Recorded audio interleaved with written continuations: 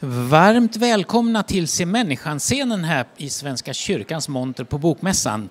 Nu gör vi ett litet avbrott i författarsamtalen och har istället ett seminarium som knyter an till Bokmässans tema om klimatkrisen. Om ni får tankar under det här seminariet så har ni möjlighet att dela dem i Sensus monter här efteråt när ni får dela samtal med varandra. I welcome Cardinal Peter Turkson and General Secretary James Bhagwan and our Archbishop Antje, and you will lead this seminar, this speech. Please. Thank you. So here we go. Welcome to this seminar. And since we have 45 minutes, I think it would be nice to have a little more of an introduction of our guests. I met you, Cardinal Turkson, recently in Rome at the Pontifical Academy of Sciences, where you are the Chancellor. And I met you at the General Assembly of the World Council of Churches in Karlsruhe, Germany, recently. But these folks may not know who you are. So, Cardinal, please tell us. Okay, thank you, Bishop. I wish I could speak Swedish, but today it's not possible, so I start my first lesson in Swedish today, and one of you will probably be my teacher. But for now, let me speak a little bit of English to you. So, my name, as you heard, is Peter Turkson. I come originally from Ghana in West Africa, and for the past 12 years, I've been working in the Vatican in charge of the Office for Social Issues. We deal with ecology, economics, finance, slavery, human trafficking, organ trafficking, ICT, everything, employment, labor, and all of that.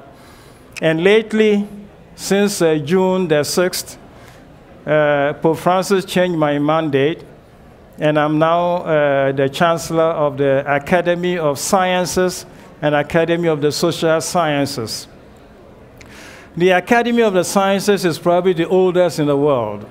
Started in 1602 with Galileo and his group, and it's been going till today.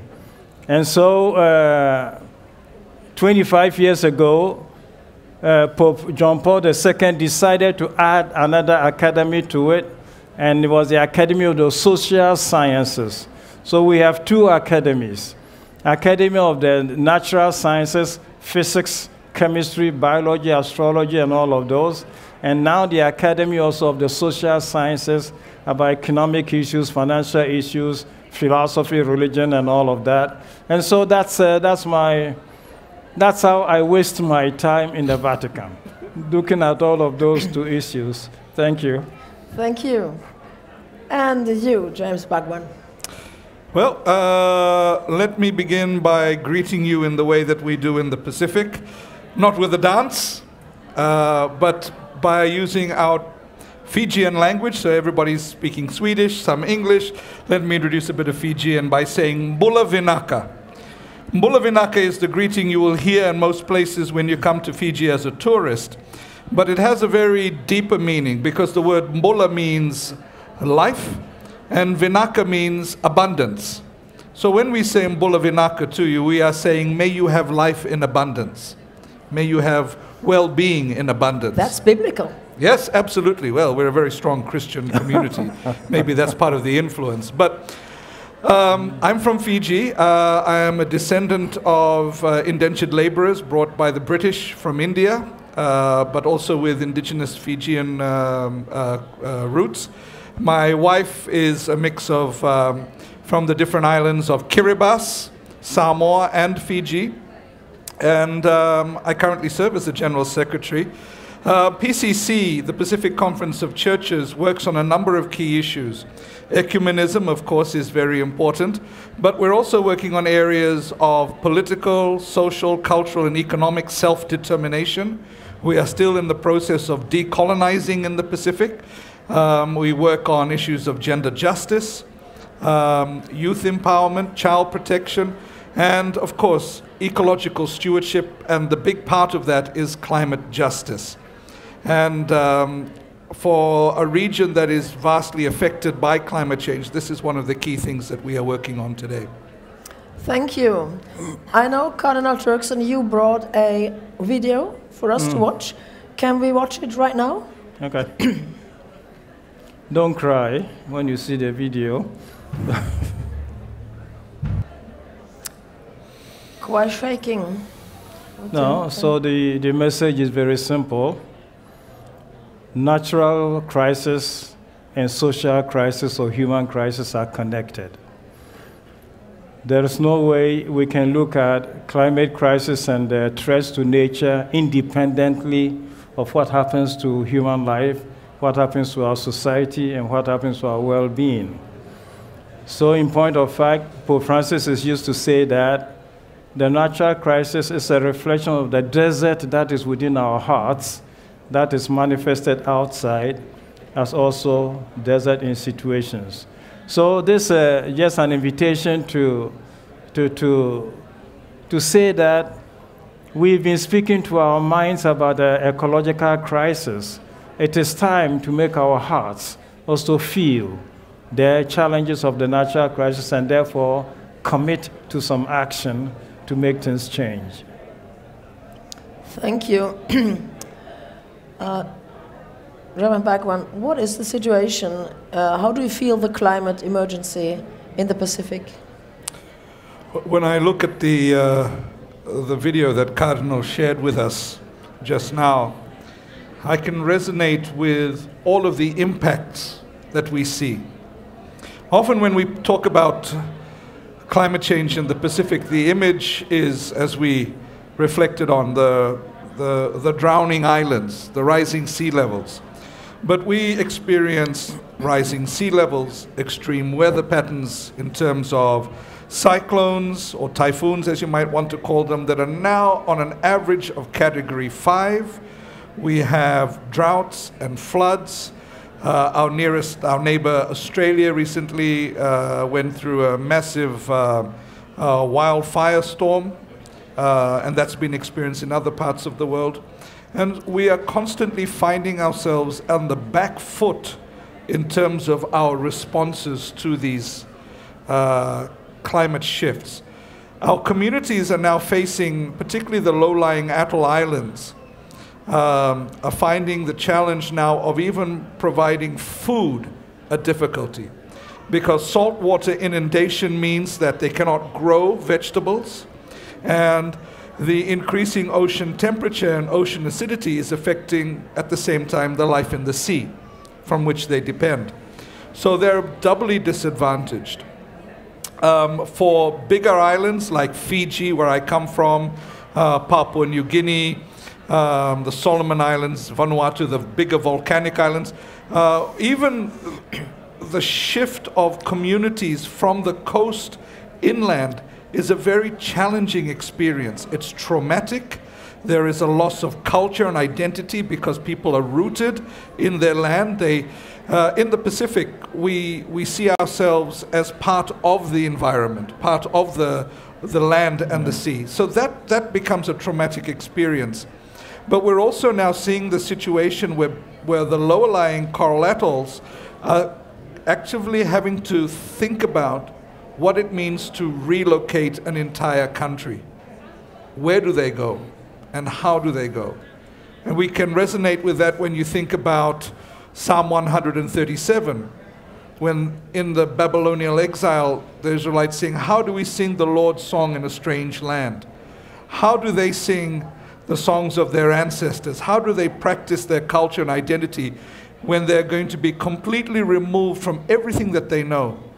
And, you know, when we give land to the vulnerable, when we give land to the now impoverished, we put them in land that we don't use. Often that's unusable land.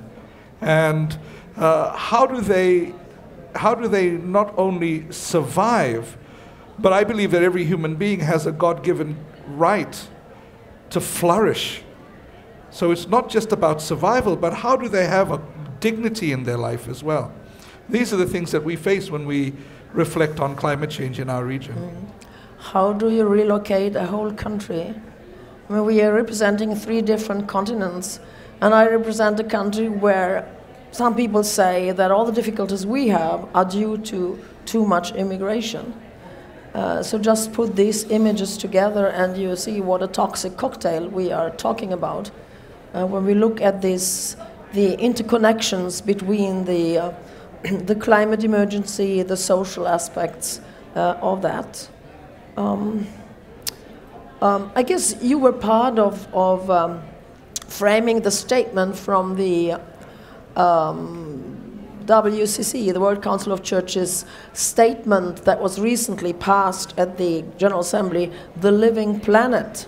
I'm going to quote a little bit from it. Christ's love calls us to deep solidarity and a quest for justice for those who have contributed to this emergency the least, yet suffer the most, physically, existentially, and ecologically, through a transformation of systems and lifestyles. Our theology must respond to an emergency of such dimensions. And the climate emergency is an ethical, moral, and spiritual crisis manifested in a fixation on profit. The extractive and ultimately unsustainable systems of production and consumption by those complicit in this crisis continue to ignore increasing scientific and moral warnings. Are you happy with that statement? Yeah, you were involved in it. You must be happy with it. I wish we had more time in the assembly to reflect more on this statement than just try to approve it. I think that statement is a very strong statement. It reflects also what we shared as faith communities at COP26 last year. Because we're at this, that song, when it talks about the eve of destruction, that's where we are. We're at that final point now where if we don't change, and earlier in the statement we call for a metanoia, a repentance and a shift, a transformation, what His Holiness refers to as the ecological conversion, perhaps. This is telling us, and our experience in the Pacific is telling us that you cannot continue as business as normal. Everyone needs to make certain sacrifices for the greater good. And now more than ever, there is a need for us to understand that we've got to act, even if it means causing slight discomfort for ourselves, in order that others may at least have a chance at life. And I think this is the greatest challenge that we face, that we're in a time now where for so long developments have been around convenience. We live in a world where everything is instant, and we expect things to be done instantly. We live in a world of microwaves, of instant noodles, of instant gratification through social media. We need to go back to that way of thinking, to have a little bit of patience and be willing to be a little bit discomforted or uncomfortable so that others can be comfortable. It's that radical hospitality that we are really called to practice, both for others, but also towards hospitality and care for the environment as well. Cardinal Turkson, you were involved in drafting the encyclical Laudato Si, the papal encyclical that came in 2015, and really, I think, made a lot of a difference in almost everywhere.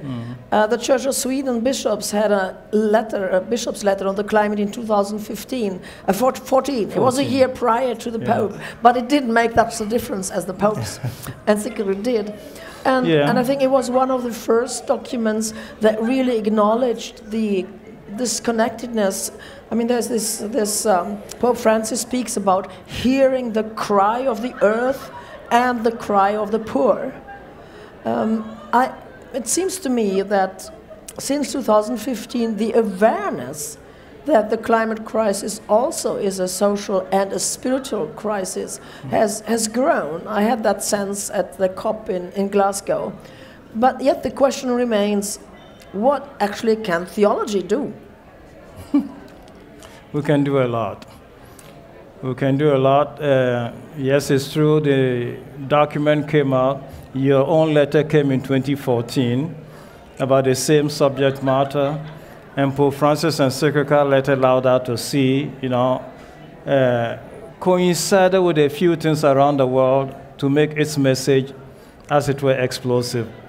It came out in May 2015, and then there was the New York summit in September 2017 with the Sustainable Development Goals. The Pope himself was there, so attention was drawn to this, and the connection between ecological issues and sustainability or sustainable development. And then in December, there was the COP21 in Paris, okay, at which François Hollande of France, opening the session, quoted paragraph after paragraph from Laudato Si. The point of Laudato Si was very, just why we gathered here. Pope Francis says, we are facing this crisis together. So let us come together. Let us do a conversation, talk together to find a common solution to the challenge that we face together. And so the big point on the encyclical is about conversation, coming to talk together to find a solution that affects all of us. And that is the theme that we continue to push. So yes, as the small video also tried to show, you did not only see fires burning, but you also saw violence on the streets. You did not only see earthquakes and storms blowing, but you also saw manifestation development, even the 6th of January attack on the White House. So the two things are closely related. Social issues, environmental issues are inextricably related. Pope Benedict before this has said that in our lives in society, there's no independent variable. Everything is interconnected and everything is interrelated. Therefore, our solutions have to be also interconnected and interrelated. Therefore, what you refer to as social, moral, and all of that is just that. The human person who stands at the center of this is a social being, just as it's also a moral agent. And as a moral agent, that's why I suppose this podium by a religious group comes up. Morality and religion provokes and animates us and inspires us to action. Action at the disaster that we face, action at the fact that sometimes it's even the same God. See, we talk about climate change and sometimes it takes our minds away from basic issues. Creation is a gift of God. And as a religious people or people of religion, we should not lose sight of the fact that creation, first and foremost, is a gift of God to humanity.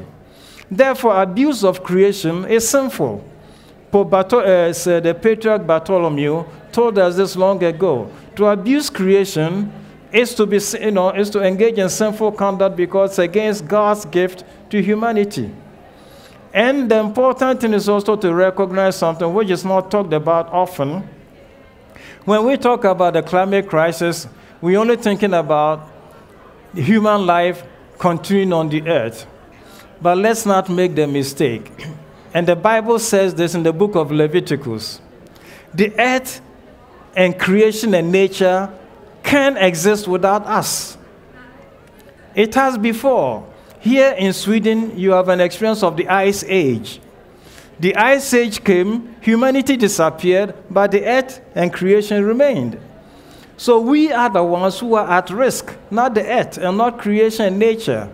We the ones who are living in a way that the earth can say, I don't need you anymore, and then we'll be the one who become extinct, not nature.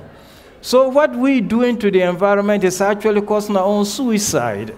We the ones who will disappear from the earth if we do not learn to make the earth sustain our lives.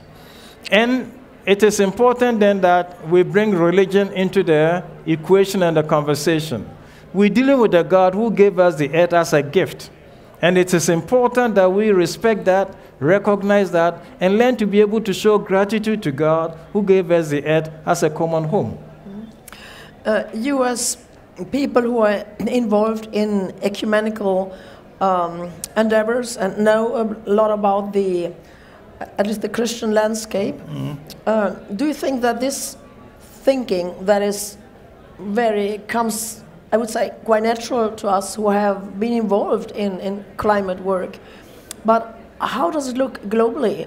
I mean, I hear about churches who struggle with like prosperity gospel and other theologies that are toxic when it comes to the climate. Right. What's your view of that?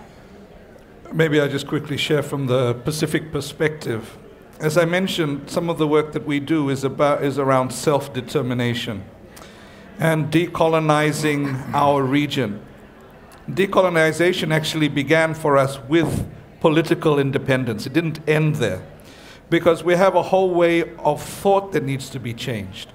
That we have been told that we are not good enough, we are less than. Our relationship with the environment, recognizing that we are part of the ecosystem, is backward, and many other things. But as we've gone to examine our Christian faith from our own indigenous or our own spiritual perspectives, we see the resonance in God's command to us to be guardians of creation.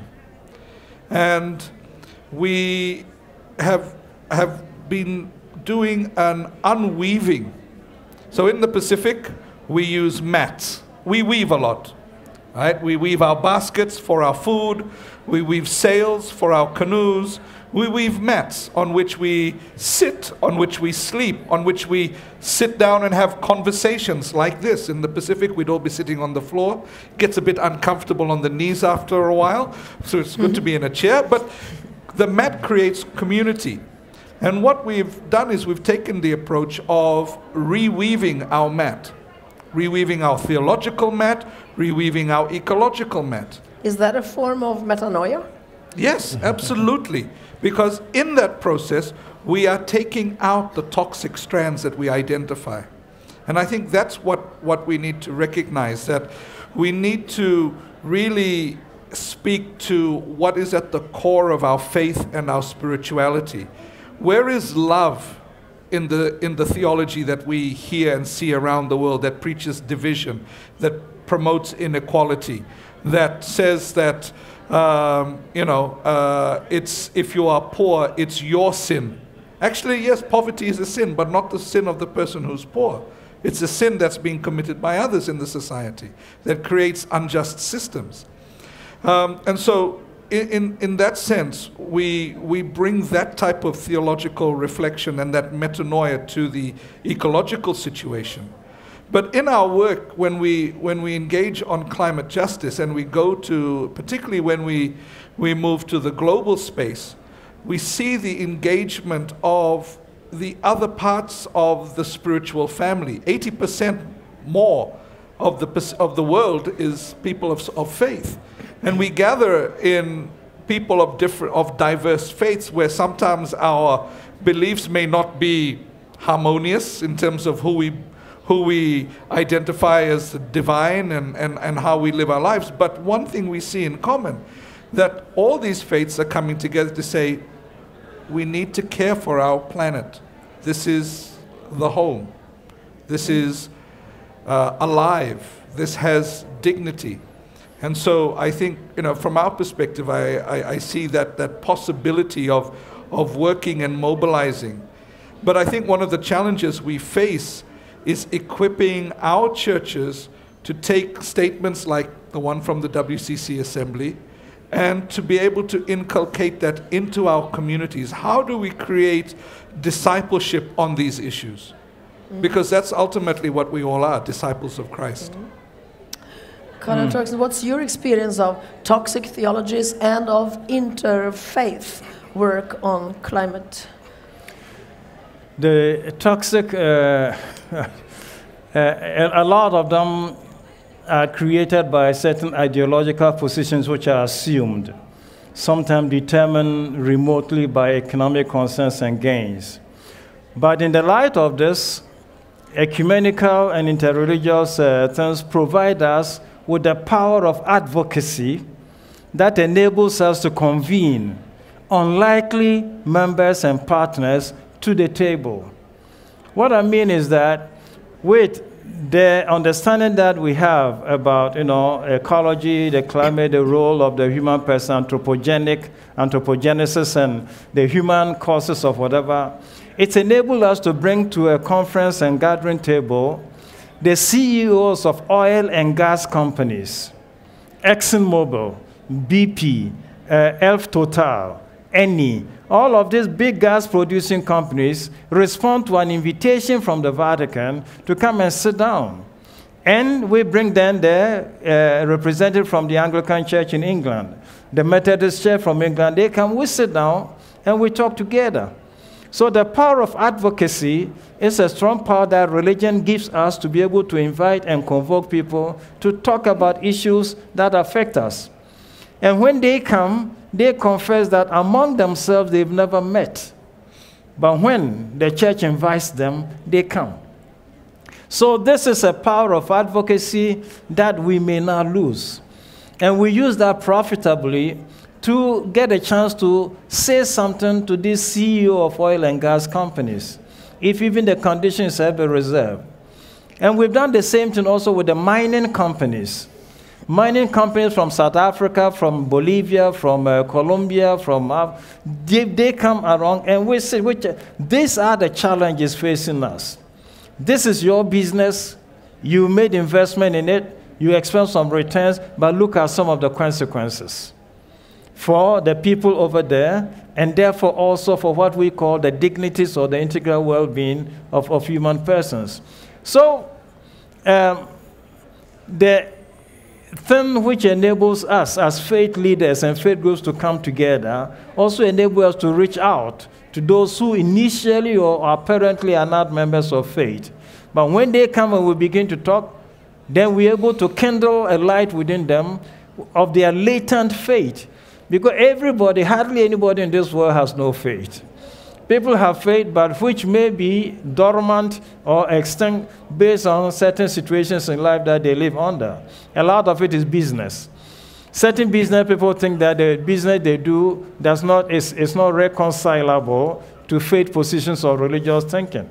But when we begin to talk, and the implications are clear, they see that indeed there's something that they can do in response to certain faith positions.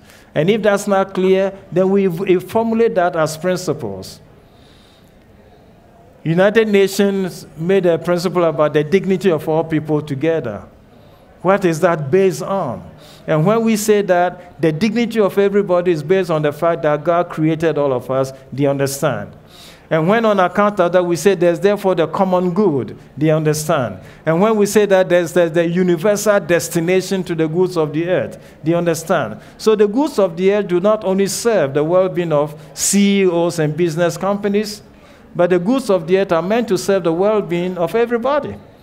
And that they understand. So, we are in a very, very, very enviable position of being able to convoke and bring people together to a conversation table where normally they will not gather. So that's one big advantage that we have. That's very interesting, the possibility of the church to bring people together who otherwise wouldn't talk to each other. And oftentimes the context the church creates also does something to people and the conversation. There's another thing that strikes me as very interesting in what you're saying. We have all often talked about extractive industries, greed and profit driving the destruction of the environment of the earth. But you seem to say also, well, let's not only see them as culprits, but let us see them also as a part of the solution. My question would be, do we make a mistake when we underestimate the willingness of the corporate sector to actually change? Yes, that's why for us, at least for my office in the Vatican, we do not start by exclusion. We start by engaging. Engaging means we engage in conversation with the CEOs and all of that, recognizing that it's possible to talk them into a change of position and to understanding issues in a way that they've not understood or done before. So it's only after when engagement fails or does not produce any fruit that we can say, then we cannot do business with you. Mm-hmm. That's when exclusion and stuff comes in. But the first move for us is to engage in conversation, show them that we understand their business, we understand the pressures under which they operate. CEOs, by the board, when the board meets, CEOs are very, very, it's the board that makes them what they are. And at these meetings I talked about in the Vatican, sometimes they come with a lawyer. And the lawyer is to ensure that there's no statement which the board can use against the CEO. So, I mean, these are very strange conditions, but at least it's a way of doing a conversation, engaging with them. And therefore, yes, the opportunity of engaging and enable them to talk is there. And there's one story, very interesting one. After one of these meetings, one of the CEOs then decided to study what the church's social teachings are. Mm-hmm. So it was conversion. Turning them to something that he had never. So he said, what are these principles I don't know about? And so we gave him a book. And you can't talk about church's social teaching without coming to scriptures. And so one leads to the other, and so we're able sometimes to provoke conversion. So, of course, the opportunities of the Vatican in that respect may be a bit bigger than those of the Church of Sweden or the Pacific Christian Council. We use the same Bible. I think that, however, I think that the approach is very important.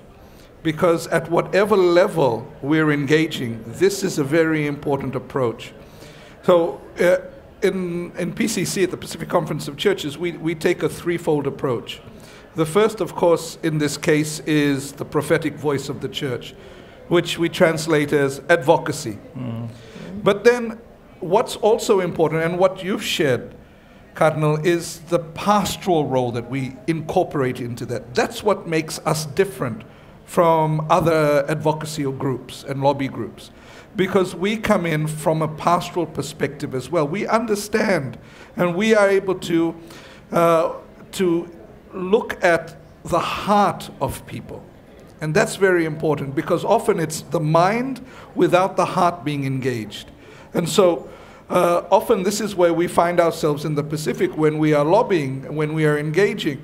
We work with civil society, but when we move into that confrontation of power and we see that there needs to be a different approach, this is when usually the civil society people push me in the front. And they say, okay, how do we engage in this point? And I say, well, for us, we're engaging that these are people, the human beings. The power, Jesus says, you have no power except what was given to you by others or someone from above. So engaging with people from the heart and making that process important, I think is important, that we all can play. To have that conversation from the heart, it's very, very important, as well as the science, as well as the theology. We need to be able to have heart conversations as well. And the third aspect for us is the practical aspect. What small steps need to be taken in order to achieve those big steps? And I think that's another aspect for us. Our practical work with the communities that are affected by climate change is what drives us in our advocacy work, because we know what the situation is. And it's very easy for people to distance themselves from how people are being affected, so that they isolate themselves and they don't feel guilty about what they're doing. That's out of sight, out of mind. And so bringing that practical aspect and talking to them from that perspective as well reminds them that it's not simple as just throwing a few dollars at us to fix the problem. It's actually, we've got to make a substantial change. At the same time, we're having that understanding that, yes, we not only have to accompany those who are affected by climate change, we have to accompany these people who have to make the big change as well. Mm. And it's not enough for us just to point at someone and says, you need to change. How do we accompany them? And that's a big challenge for us. How do we stand in solidarity with this community, but at the same time accompany those who need to make the change? Because that's a big challenge for them as well. So prophetic, pastoral, and practical. The window of opportunity is closing while we are speaking. So what keeps you going? What keeps us going is the trust that we have that things can change. The possibility of change is part of the human nature and human condition.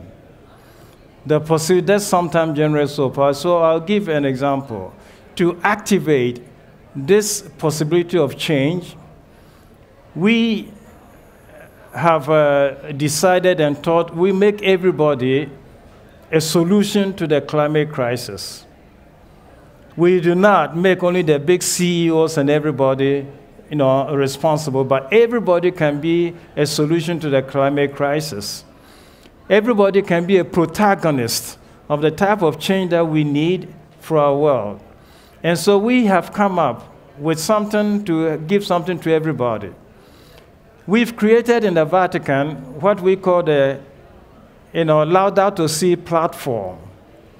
And the Laudato Si platform identifies 7 actors. Education, people working in education institutions, universities, polytechnic, and all of that, as one group of actors. The family is another group of actors. People in healthcare institutions is another group of actors. Civil society groups, foundations, NGOs, economic groups, business people, and all of that. So we've identified 7 such actors. And we propose to these 7 goals, okay? 1 year, listen to the cry of the earth and try to solve the cry of the earth. A church, what can you do to deal with the cry of the earth? You can probably say, on my roof in the church, I'll put solar panels to reduce, okay, energy and whatever, or I will use solar electric energy, whatever, and cut my dependence on oil and fuel. You can do that. Schools can do that. And so, first year, solve the question of the cry of the earth. Second year, try to solve the question of the cry of the poor. The poor ones in our midst, how can we deal with their cry and situation and all of that? Third year, change your own lifestyle. The fourth year, get the economists to also change their lifestyle of business and all of that. So we go on with 7 goals for 7 years by 7 actors. And the 7 actors are such that every member of society fits somewhere. And with your own endowment, family member or a church pastor or whatever, you can always, there's something that you can do with your particular charism. So everybody can do something to help deal with the climate change. And this is, it's interesting. We learned, for example, that, I don't know, you are closer to Poland than we are from Africa. Somebody tells us that in Poland, the way people celebrate birthday is to plant a tree. So if everybody for his birthday would plant a tree, how many trees would we have in the world? For every birthday, plant a tree. On your rooftop, develop a garden. And instead of painting your walls, let the green grass grow. So there are a lot of interesting things that we can do to help cut or bring down the CO2 from the atmosphere, which is the cause of the climate crisis. So this is the small encouragement we give. So I think at a certain point, we need to move from making people aware and conscious about climate to action, and what each one and everybody can do to make and to deal with the climate crisis. And that is where we are at. What keeps you going, James Bhagwan? What keeps me going? Coffee, but apart from what keeps me hopeful is that I live in a region that is one of the most affected by climate change, but even within the region we are still, and we contribute not even 0.1% of the Earth's carbon footprint. That's how little our carbon footprint it is in the Pacific. But we're still trying to make changes in our own communities to do even less harm to the environment. That's one thing that gives me hope. that even those who contribute the least to the climate crisis are willing to do even less to contribute to the climate crisis. So if we who are doing very little are still trying to make a change in our way of life, perhaps that will encourage others who are contributing to a higher carbon footprint to do something about it as well. The other thing that gives me hope, apart from my faith, because we are a faith, a spirituality of hope. We believe in resurrection, we believe in miracles, we believe that even at the last moment, and we had that joke this morning with two of us with crosses and there was one person in the middle taking photos, and even in the two criminals had a chance, right? One entered the kingdom too. Not that we are the criminals, don't take it. But that gives me hope. The other thing that gives me hope is that every day I meet people, some of faith, some not of faith, but who are trying to make a difference in small ways and in big ways. Every day I encounter people who, and I've been doing that here, those who are working very hard on an international ecocide law, those who are promoting a fossil fuel non-proliferation treaty, those young people in the Pacific, law students who took a project in law school and are now at the UN to get the General Assembly of the United Nations to call for an advisory opinion from the International Court of Justice on human rights and climate change. That young people from the Pacific can make such a big difference, that gives me hope. So small steps and big steps being taken by every single person gives me hope. Thank you so very much, and you were like proactive with your applause. We have come to the end of our time together, so please join me in thanking our speakers. Thank you.